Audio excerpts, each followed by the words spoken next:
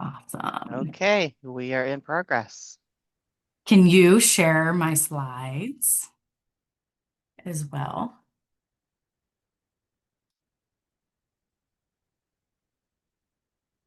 Awesome. Thinking. Okay, can everybody see the slide deck? Great. All right. Okay, so again, I just want to say thank you everybody for being here this afternoon. I'm glad to see you here for our Provider One information session for Apple Health Birth Doulas. Before we jump in, I do want to do some quick introductions of the folks that are going to be speaking today. And while we do that, I do encourage everybody else who is in attendance to feel free to drop your name in the chat and maybe list how you are connected to doulas or doula services or doula work. So with that, I will go first. My name is Michelle Madrigal, for those that don't know me. I am the Birth Doula Services Program Manager here at the Healthcare Authority. I have been in this role now for almost a year. And prior to that, I practiced as a licensed midwife and then a doula before that. So overall, I have been in birth work since about 2012. And with that, I'll pass it to Beth Tinker, my supervisor, to do her quick introduction. Thank you, Michelle. Hi, everyone. My name is Beth Tinker. I prefer she, her pronouns. I'm a nurse and a clinical nurse consultant at the Healthcare Authority. I work closely with Michelle on the doula benefit and services, among other things. I'm here to support and learn and connect with you all, and potentially there will be questions later that maybe I can be helpful in answering. So that's me. And Michelle, should I pass it to Ronnie Ann? Yeah. Yeah, Ronnie Ann, please. Okay, can you guys hear me? Yeah, Yes. Mhm. awesome. Okay, there was a little pop-up over people's pictures. So my name is Ronnie, and I am my current position at Healthcare Authority is a managed care configuration analyst, but I was the claims business analyst for a lot of years, and I started a long time ago at when it was DSHS and then we moved to Healthcare Authority. And so I started at the very bottom and like worked my way up through claims and all the different, like we had lots of paper claims and then we went to new billing for like nursing home providers, and then we went to HIPAA billing with 837s and stuff. So I've gone through all of that and like the creation testing of Provider One, and then so I was a claims business analyst with that, and then now I'm in a managed care role, and I really do like claims aspect of Provider One and helping providers bill. So I'm glad that I was asked to do this today. Do you want me to pass it off to Michelle Osborne or Yeah, if you would yeah, like Michelle, to. are Yeah, she's you? here. I didn't see her in here. I am here. Oh, Okay, Yeah, good. Michelle Good. Osborne. I'm just the current claims business analyst. So I stepped in after Ronnie changed positions, and I've been here like a year this April. So just a little over a year. And so I'm just here to observe and back up, and I'm sure Ronnie can will give you some great information. Thanks. Awesome. Thank you. I think that's everybody. Yes. Okay. Oh, can I go to the next slide, please?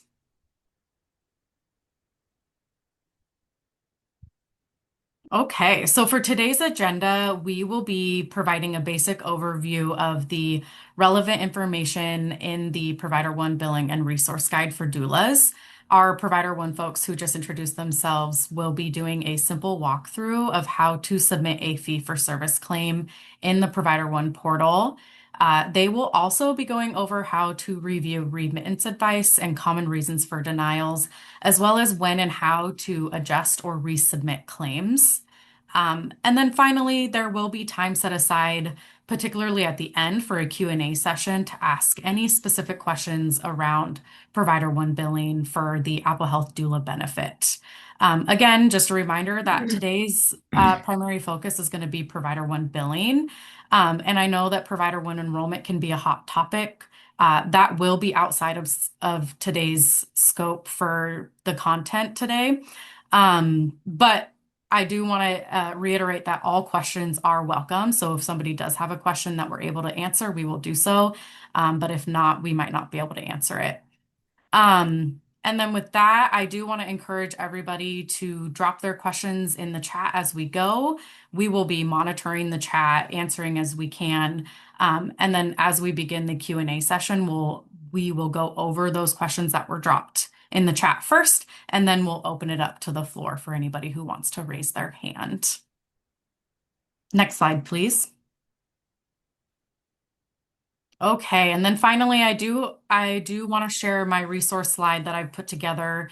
On this slide deck, there is a variety of different resources, such as how to find a doula, resources to learn about the Apple Health Doula benefit, and then some links that are specific to doula providers around provider enrollment, as well as links to the birth doula billing guide and fee schedule.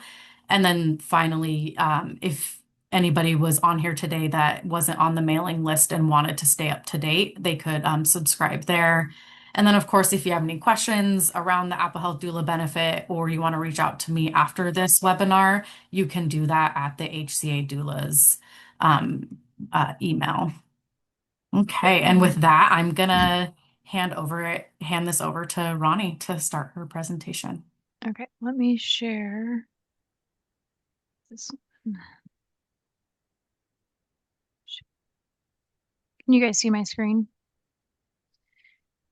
I'm on the HCA website. Okay. So I'm not going to be able to, Michelle, I hope you guys are monitoring the chat and stuff. I'm going to kind of go off of this screen and not look at the Zoom information. But what I'm going to start with is just this is the Healthcare Authority's website, and all the information that I'm getting is available on this website. Well, most of it. There's like one thing that's not, but it is pretty like I was going to say it's simple. No, it is a lot to look at this website and try to figure out what you need. But when we go through this, and I'm going to go through it really quick so that we have time, but when we go through it, you will be able to have the resources for it. The billing providers and partners is one of the headings, and then most of this information is under the prior authorization, claims, and billing. And then here's a getting started. Prior authorizations, I don't think you guys use prior authorizations. Submitting claims. So all of that information is here. I saved the links. So I did hear earlier, Michelle mentioned it, and then when we were preparing for this, that there's questions on enrolling as a provider, and I am not an expert, well, in anything, but SME, I guess, in provider enrolling or that type of thing. I do know a little bit, but it's better to reach out to our provider enrollment staff or your HCA doula staff to help out. And here's the provider enrollment days, times, and their email. So that just enrolling as a provider information is on the website.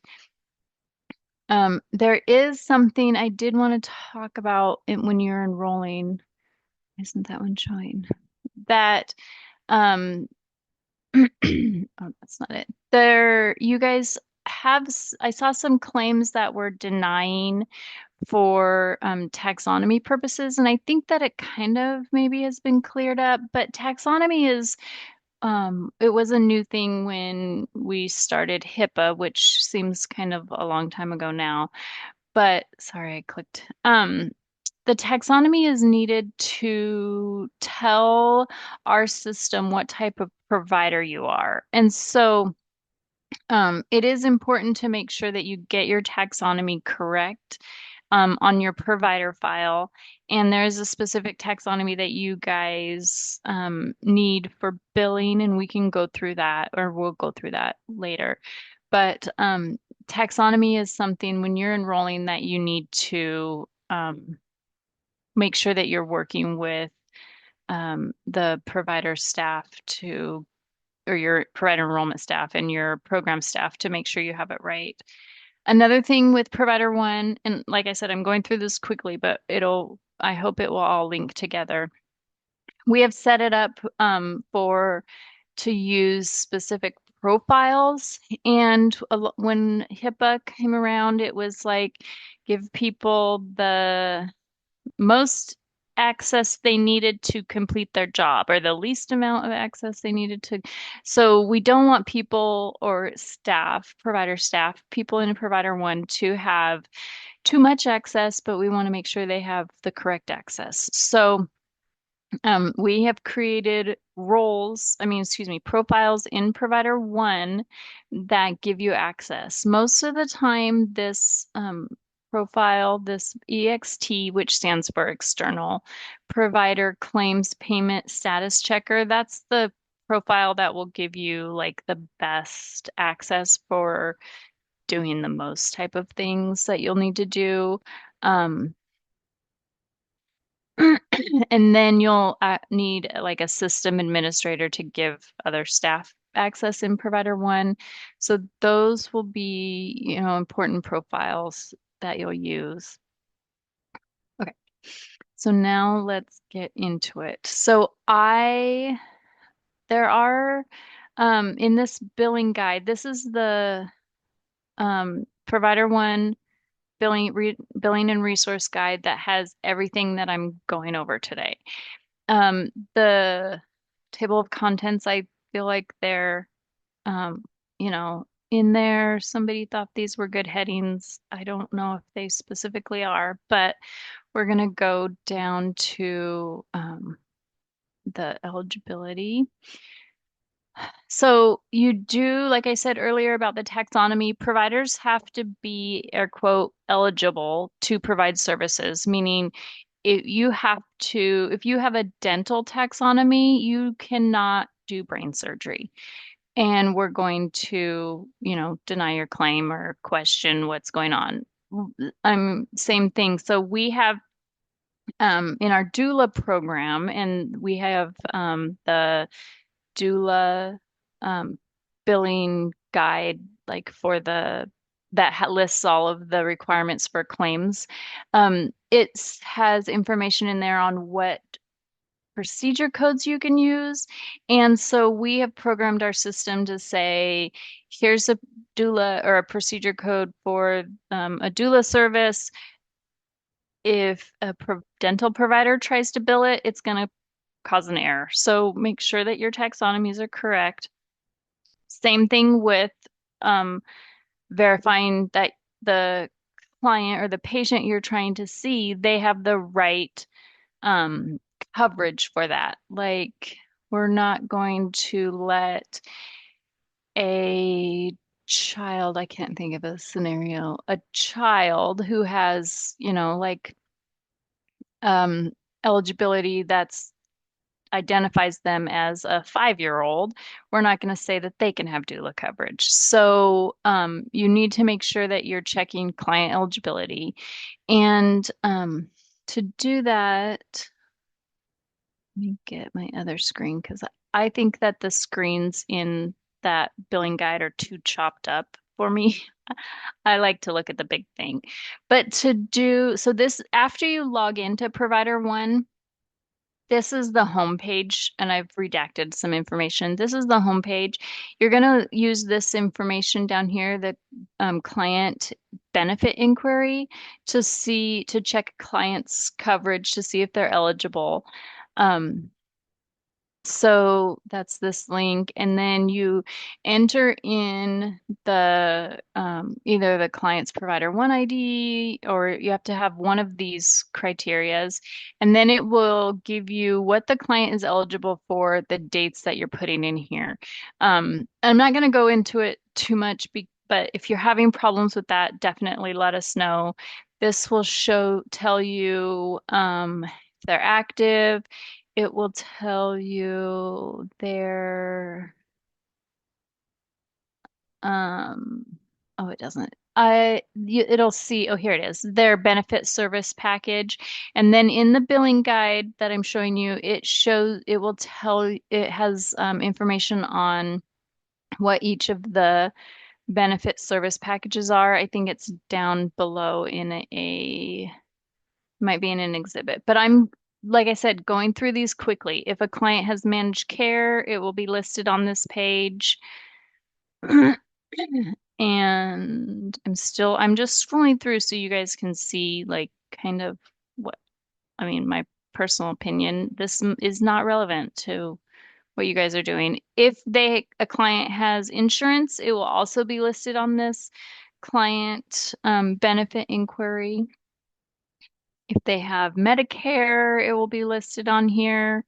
If they have a restriction, like to a specific provider, there we go. I mean, all of this information will be in the client benefit inquiry. And so you will need to make sure that the client is eligible for the services that you're providing. And I think that, I mean, most of the time they are. Like, if you're seeing a pregnant woman, then they'll be eligible.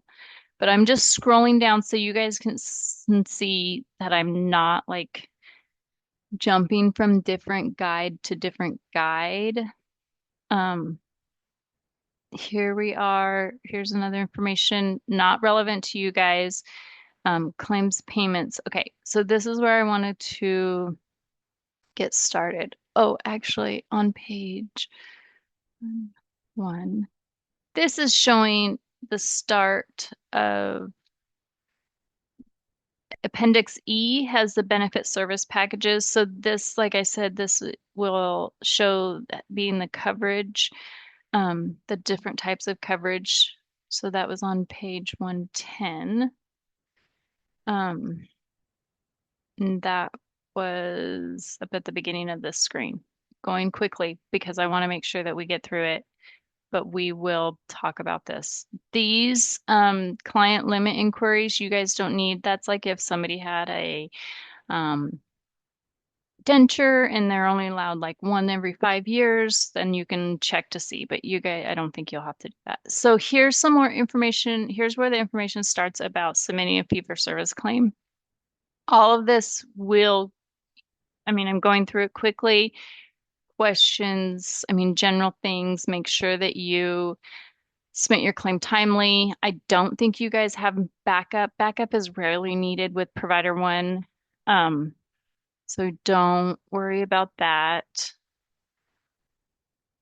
Okay, so now this is where I want to show my screens. So when you log into Provider One, you're going to go to this online claim entry, and the next screen is going to say, are you submitting a professional claim, a dental claim, institutional claim? You guys are submitting professional claims. And just for a visual, I am old school, like I said, and this is what the old health insurance claim form, HICPA, the 1500 form looked like. Up at the top was the client information. This is the service line information, and this is the billing provider information. It's the same type of thing in Provider One. It's just a little formatted different, but it has the same general concept. Here's some links that I think were in Michelle's information about where to support the provider billing and resource guide. This table is what I got out of the Provider One or the billing and resource guide for doula, birth doula coverage tables. And so these are the procedure codes that are covered. Here's your diagnosis code. Again, that's going to be information that's good. And here's just comments like the limits, But all that is in the billing guide for doula services. So after you click on the online claim entry, and then you're going to click professional claim, this is the screen that you're going to get. You have to fill in the um, fields that have asterisk, and you have to answer the questions. Don't do too much. Just do enough to get in there. So your NPI, your taxonomy code, remember that I said that was important. Is this billing provider also the rendering provider? So if you work at a clinic like Ronnie's Birthing Center, and Michelle is one of my doulas, then maybe Michelle has her own NPI and she would she would say no, open this up and put her NPI in there. You don't have to do that unless it's required. And we can go through that if there's questions. Is this the result of a referral? I mean, you can hit no. If you hit yes, I think a field pops up for a provider. When you do, I said you have to fill out the asterisks and don't open things if you don't want to submit it. This is the only place you have to open it. You have to enter your client's client ID, and this is the format for the provider one client ID. And then you have to click, this is a plus that looks like this one down here in the other insurance information. You have to put the client's name, and date of birth and gender. So you do have to open this one, even though it doesn't have an asterisk. And then just to enter those 3 or 4, their first name too.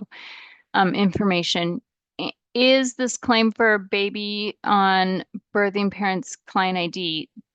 I mean, generally, no. You're billing for the mom, the services provided to the parent, not to the child. Does the client have Medicare? Is this accident related? Oh, I missed that one. And place of service. So this is a drop down for place of service. So you have to put like home, office, hospital, school, whatever it is. Now, this is the diagnosis code section.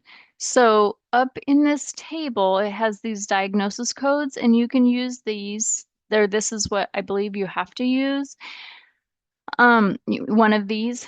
And then if you put others in here, that is fine as long as you get them correct. I mean, if a client has diabetes or a fever, you put those diagnosis codes in there. And then these positions, so 1, 2, 3, 4, 5, 6, 7, 8, 9, 10, 11, 12. You can put 12, but remember the positions.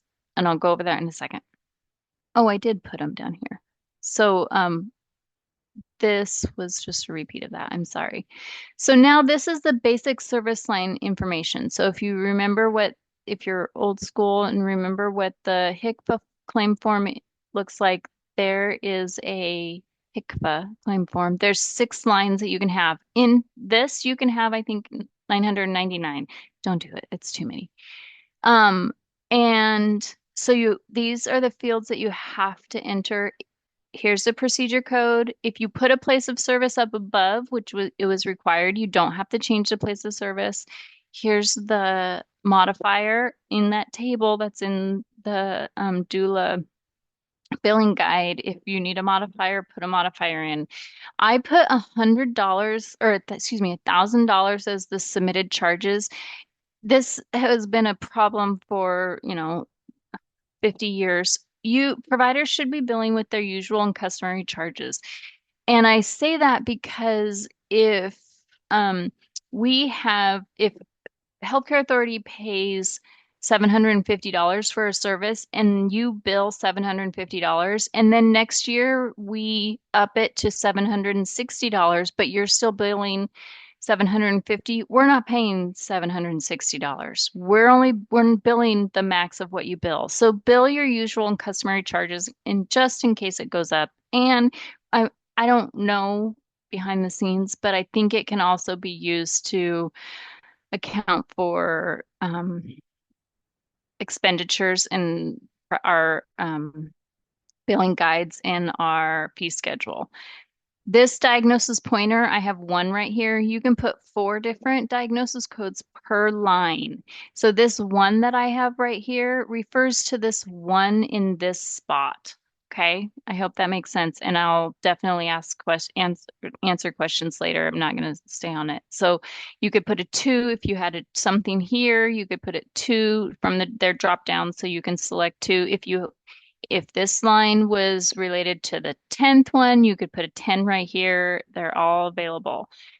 Don't worry about these that are not asterisk and drug information prior authorization, additional service line. Don't worry about it. After you enter the required information for a line, you have to click this Add Service Line item button. And then when you do that, the information that you entered up above will make a new line. Okay, I hope that makes sense. If you want to put another line, then you'll add the information in here again, hit Add Service Line Item, and it will make a second line. So that is very important because sometimes providers miss that key step of clicking the Add Service Line Item. If you have to change the information, like if this was the wrong date, you click this hyperlink for the line number and it will populate these boxes again, and then you can change it. And then you click Update Service Line Item and it will update the information down here underneath this gray box. Okay. So after you've entered all your claim information, I'm going to scroll back up to the top of this.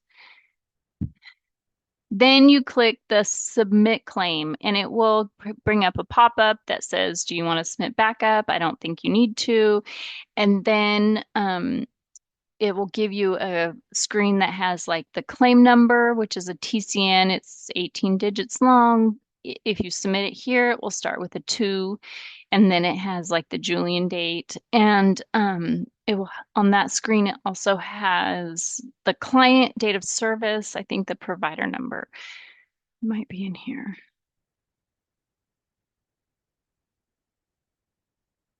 And so I've just gone through all of these pages quickly. See, I don't like how it's all broken up. This is another thing I wanted. I saw some claims that had denied because they had these special claim indicators, I believe. You don't need to do that. This is for SCI equals B if you're billing for a baby when they don't have a client ID yet and you're using the parent's client ID. Don't worry about it. You have parent claims. This goes through each of the things that I talked about in a little bit more detail, but it's too chopped up for my eyes. So here's the pop-up that I said after you click the submit claim. Here's the pop-up. And then that says, do you have backup? And you hit no or cancel because you don't. And then on this screen, it has the TCN, your NPI, the client ID, dates of service, blah, blah, blah. You have to click the submit button here. If you don't, your claim goes into limbo and we will never see it and you'll be waiting and we won't have it. So you have to click the, oops, I'm going to say it again. When you enter all your information, click the submit claim button. And then when you get this screen, click the submit button again. Twice you have to click the submit button. It's very important that you do that. Okay, let me go back through my notes. Special claim. Okay, so claim. So here's a whole bunch of stuff about submitting backup. I'm not going through it because I do not believe that you need to do that. But they're in here if we need like a special session. We can, if you don't answer a question, you'll have some of these little pop-ups that will come up, say, this isn't correct or this isn't correct. Then it will direct you to where to go to complete that. You don't need to save the claims. There is a save button up here. Don't worry about saving it unless you have 999 lines that you're entering and you just don't have time to do it in one session. Then here's how to retrieve it. Somebody, oh my, you guys, well, if you want help submitting batches, we can do that. Here's more information about special claim indicators. I don't believe you guys will need that. Crossover claims, I'm not sure you'll need it, but here's some information.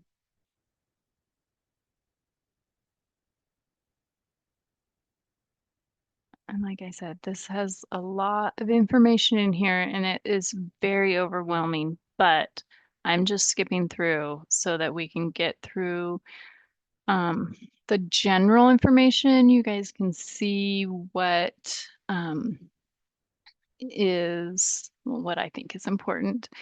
Now claim status. So when you after you submit your claim, give it like 30 minutes and then you can look at the claim inquiry. So remember, this is the home page after you log in, choose your profile. This is the page you go on.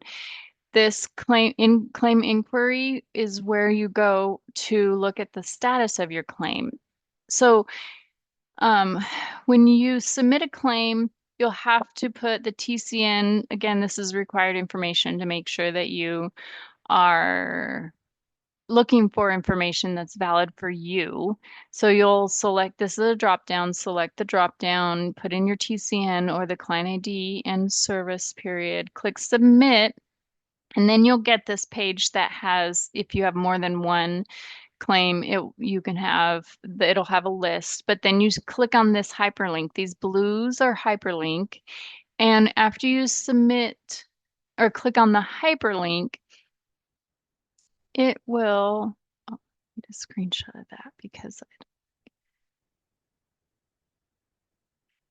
my screenshot is a little fuzzy, but it will give you a page like this um, that has the information, has the dates of service, the billed amount. Oh, did I just do that? And it will have, is somebody drawing on that or is that me? It will have a check number. If you just submitted your claim today, then you won't have a claim or a check number. It will be, the Fridays. So like, well, maybe not this Friday because it's a holiday and it's the biennium, but Fridays generally that pops up. Um, Here's the information with the procedure code and date of service and billed amount. This hyperlink right here, and then there's another one up here. If you click on those hyperlinks, if you have a denied claim or line, it will bring up a screen like this that will tell you how or why it was claimed or denied. And these are the HIPAA claim adjustment reason code and remittance remark codes, CARCs and RARCs, that will appear on the claim or on your remittance advice. It does look like, do you guys see those red lines on the screen? It's funny. So this is what your TCN looks like. This was very big information when we first went live with Provider One, but now, I don't know. It just is, maybe it just because it comes natural to me, but the first digit of a claim is the input. The, next is the type of claim, if it's a crossover, medical, pharmacy, that type of thing. The next digits are the batch that or the day that it was submitted, and then adjustment indicator is this digit, and then the claim number and the line. If it has 3 zeros at the end, that's the header. If it has 001 to 999, those are the line numbers. If you guys have a claim that is denied or not denied, but if you like, let's say you billed a claim and got paid for services on the claim that were on June 1st, but you were like, nope, that needs to be July 1st, you can adjust a paid claim and it's the same type of thing as an inquiry. You look up your claim, click on the box, click adjust, and it will pop up with the claim screen that we went over, and you change the information and then you can submit it. Here's the same type of thing for submitting a denied claim. Okay, let me look at my notes and see what else, because I really do. Oh, the remittance advice is on page 90.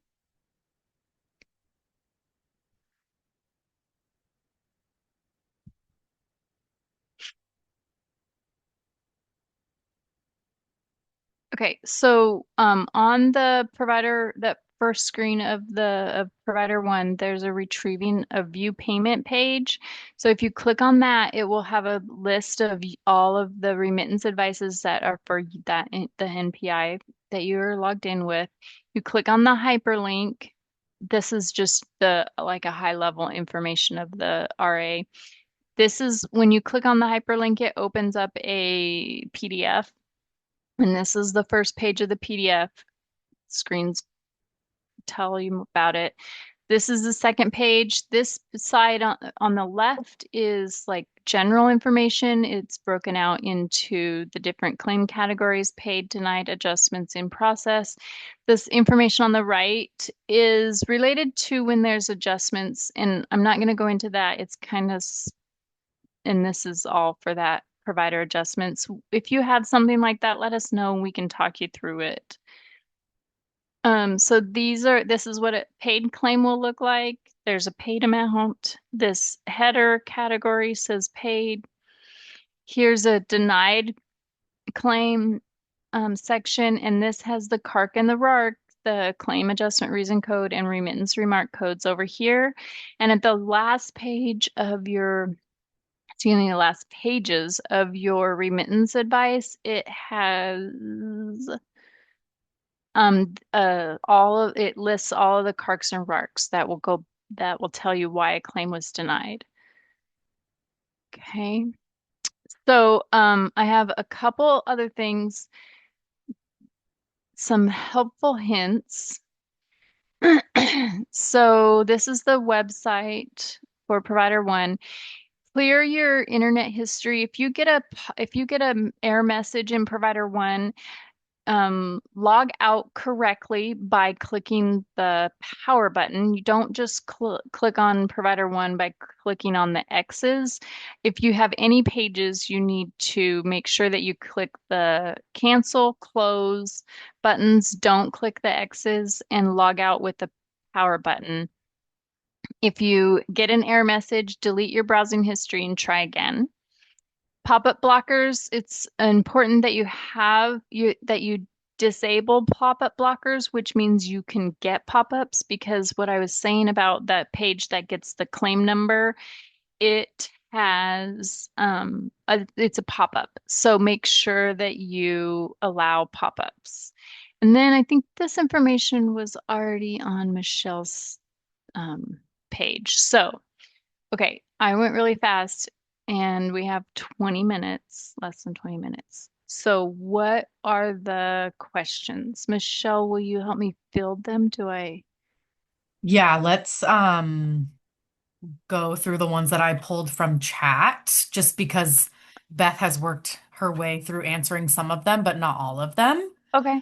Um, and if I missed any, please let me know. But I tried to pull them into a Word document, and I will share these out as well later with the recording. So, the first question, let's see, um, was maybe not necessarily towards you. It was how do we find Apple Health clients, or how do Apple Health clients find doulas?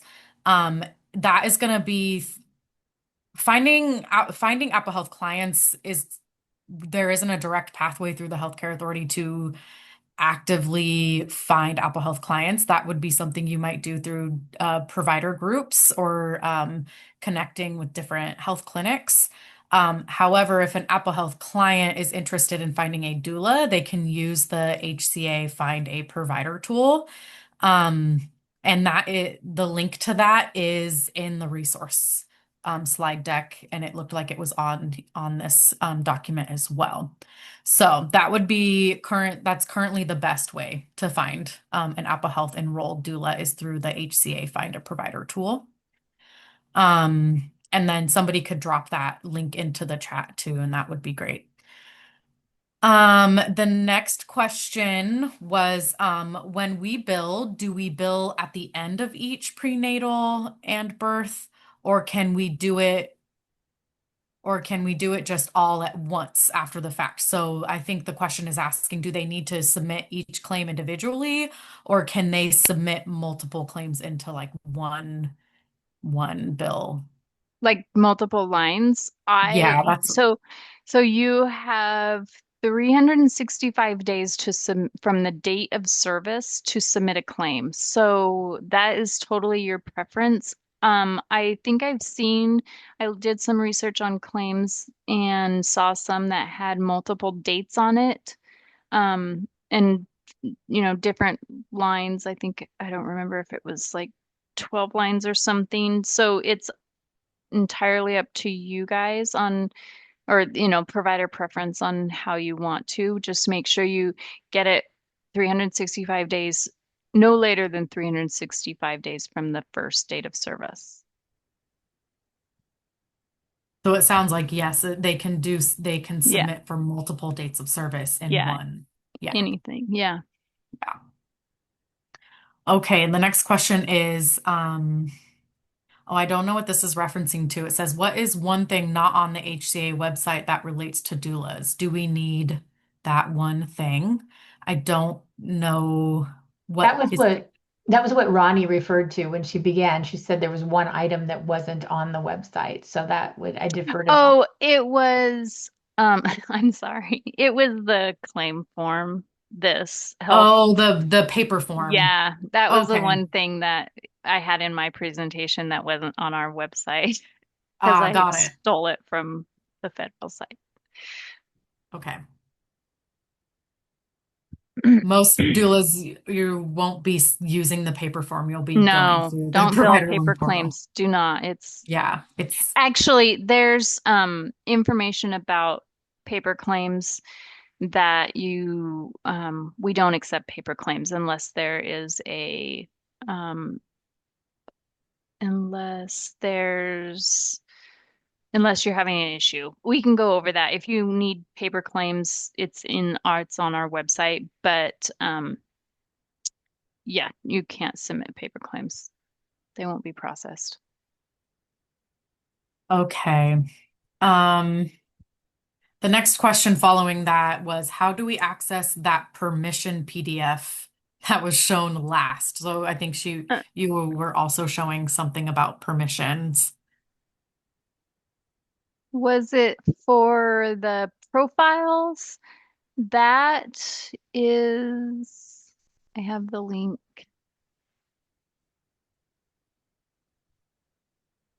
Profiles. I hope this is what they meant, and I'll put it in the link. And the person who asked that question, if you want to clarify your question, feel free to jump in. Yeah. And that link has One Health Port. One Health Port is a it's like a hub where you can get access, and it gives you access to like a whole bunch of different insurance companies, including Healthcare Authority. And so you log into One Health Port, and then you'll get access to all of the, Regions, Blue Shield, Kaiser, One Healthcare Authority, and click on their hyperlink, and then you don't have to like log in. But that's another thing. If you need that help, let us know, because that is a whole navigation thing too. Okay. Um, the next question was, as an IBCLC, I'm considering becoming a certified doula. Would it be possible to bill for lactation services under this benefit? If so, would I need to become a certified birth doula or a postpartum certified doula? So the simple answer is that no, you won't be able to bill for lactation services under this doula benefit. It is not a covered service specifically. And so there is no requirement around doula certifications at this time for the benefit. Let's see. I want to ask about billing Apple Health as a secondary insurance. Hmm. I've billed TRICARE as a secondary, but not Medicaid. My client has Kaiser, so I should bill them first for the denial and then attach that to the Medicaid claim, correct? Yeah, I believe so. Um, And so it's then, actually, so I will say, the doula benefit is unique in this third party liability coverage that, in general, and Beth, you can jump in here too. In general, Medicaid is the payer of last resort. So what yeah. this means is that, um, for most services, you have to bill the primary insurance first, and then Hmm. after that claim has been processed, you will submit that alongside your claim that you submit through provider one. But for the doula benefit currently, we are bypassing that TPL requirement. And so the birth doula does not need to be submitting claims to the primary insurance carrier before they can submit a claim to Medicaid. You can just submit your claims directly into the Provider One portal and skip that TPL or third party payer Well, that's process. good info. Mhm. Anything else on that, Beth, that I missed? No, you got it. Perfect. And I did just put the billing guide and the page that that information is on in the billing guide if people want to reference where it's actually written down. Yeah. And that has the potential to change in the future, but currently that is how the process is right now. So you can just bypass those primary insurances. Um, let's see. The next question I have on my list was, are pregnant and postpartum teens eligible for doula care? Under the Apple Health doula benefit? Yes, they are. Um, will these resources be sent out? Yes, they will most certainly be sent out. And they will, like I said, they will all be listed on the HCA doula webpage as well. There was a question about where is this table, and I think they were referencing the coverage table for the birth doula benefit. And that coverage table that has the codes listed can be found inside the birth doula services billing guide. Um, and I and if that's not the table, please let me know. Yeah, if that is, if you guys are talking about, actually, no. If you're talking about this table, I Hmm. copied the information from the um, billing guide. Why isn't that working? From the billing guide and put it into, so it's like these three tables or four tables. So it's birth doula coverage tables, and I just put them into one. But all the procedure codes that are in my table are listed in here. That's what it looks like. Yep. And these are the CPT and HCPC Hmm. codes and the diagnosis codes that you're going to want to stick to Yeah. when you're submitting claims. Let's see. There was another question about dual coverage people. I think I answered that. If I didn't, please let me know. And then the next question is is the service date when we did the prenatal intake, birth, and postpartum visit? And I think that is like the actual date. Is that the service date? Yeah. Yeah, whenever you provided the service is the date that you should be submitting on your claim. Okay. Um, and then the last question I listed before we got started was, are other Washington Medicaid payers following the same doula billing guide, or do they have their own reimbursement policies? And Beth, I know you answered this in the chat, and I just pulled your answer. Beth wrote back that we have five MCOs or managed care organizations. They're five separate Medicaid payers in Washington State. Um, for example, Molina Community Health Plan of Washington, United Healthcare, et cetera.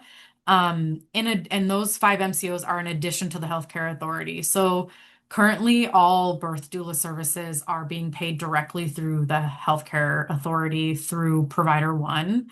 And no doula services are currently being paid, billed for, or paid by those other five MCOs or managed care organizations. In the future, that might change. We're anticipating 3 to 5 years that the doula benefit will be integrated into managed care. But right now, the five MCOs don't have their own separate doula reimbursement. So Um, this is like a carve out service. correct. Yeah, gotcha. Anything else you want to add about that, Beth? Nope, I think you got it. Okay. Do you want me to All start right. reading live from the chat, Michelle? And then we can maybe just Yeah, is there through. more questions that have popped I in? think there's way more questions. We will get to as many as we can. The next one I see that I don't think we've answered yet are pregnant or postpartum teens eligible for doula care. The quick answer is we have no age restriction on eligible clients for the covered doula services, the doula benefit. So, yes, teens are included. Rabin asked about certain racks, which are like eligibility categories of coverage. We did not restrict the doula benefit, so Oh, good. there should not be issue with clients who are on those racks, but I super appreciate the specificity of this, and we can check in with systems to just be sure. But yeah, we did not put restrictions in terms of specific racks when we built out the provider one configuration. Um, okay, here's one. When would we need to upload additional documentation? For example, screenshots from telehealth appointments. I'm not sure. Can you say more? So Nicole? yeah, this is Ronnie. I mean, I'm answering. I don't think you guys need to. L- Um, no. I'm just searching in the billing guide.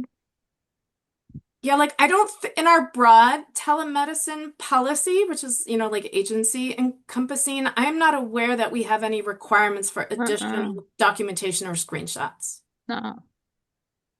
I think the only time you would need to upload those documents is if audit pulled your claim and wanted proof. I don't know, but I don't think so. I don't think they're required at the time of submitting the claim originally.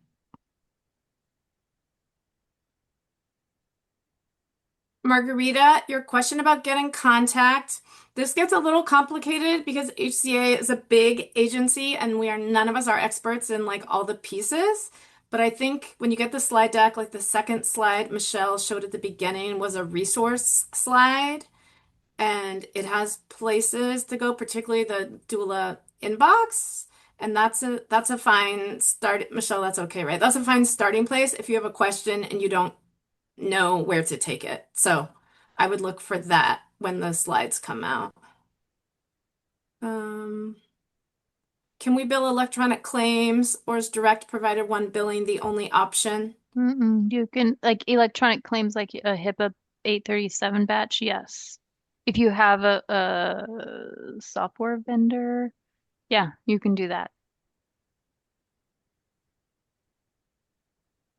The taxonomy code, some very nice person put it in the chat, I think, and I don't know it by heart to say it verbally if we want to capture it. 374J50X. Yeah, right there. There you go. Okay, Natalie, I applied to join provider one and received an application number. I haven't heard anything else after that. Mm, How do I check the status? yeah. There is a way on the HCA website, you log back into that confirmation number to get to look at your status if you were interested. I'll go find the link and pop it to you. Perfect. Next one, Ronnie, I think this will be for you. If we bill each item at separate times, do we start fresh or add to previous ones submitted for each client? I say do a new claim because if you, unless you're doing an adjustment every time, so you could click on the online claim entry, click enter in all the information, enter your one line, click submit claim. When that claim is paid, if you wanted to do an adjustment, you can do an adjustment to add an additional lines. I feel like that will get a little crazy. Like if it denies, like let's say you accidentally type in the birthday wrong and your whole claim denies, we're going to take back all of the money. So, when you submit an adjustment, I didn't go over that.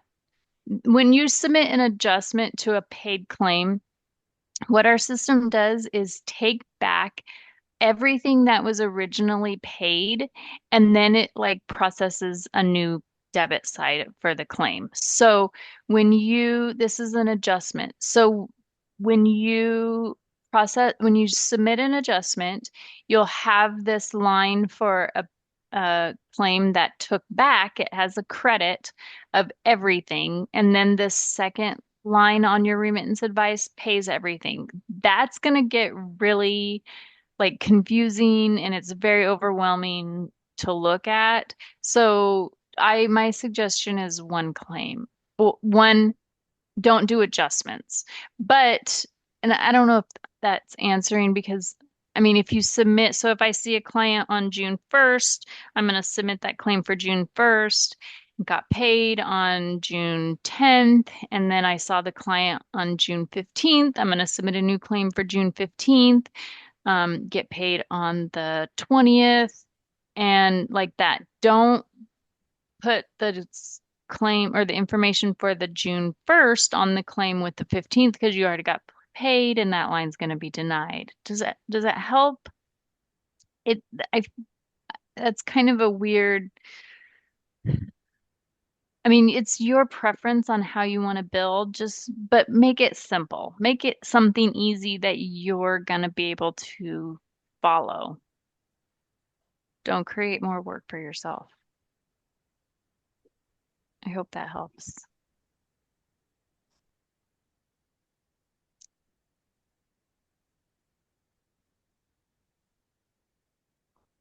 So this is one claim that was paid, and it's just a line on the remittance advice versus when you do an adjustment, it's two lines.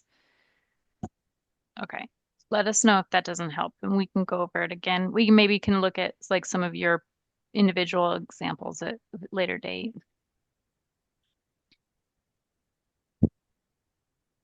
All right, so it is 2 minutes past the hour, and so I do want to be respectful of everybody's time. For any of the questions that we weren't able to get to today, I will work on collecting those and answering those and making sure that everybody gets those out again, back out to them. Again, all these resources will be available on the HCA Doula webpage in the future. I don't know exact timeline and when we will get the recording back. So just keep your eyes open for an alert that these have been posted. And I just want to say thank you to everybody who came today. And please reach out to me at the HCA Doula email inbox if you're interested in getting more questions answered or letting me know if you need any help, okay? All right. We're going to sign off. Thank you, everybody. Thank you.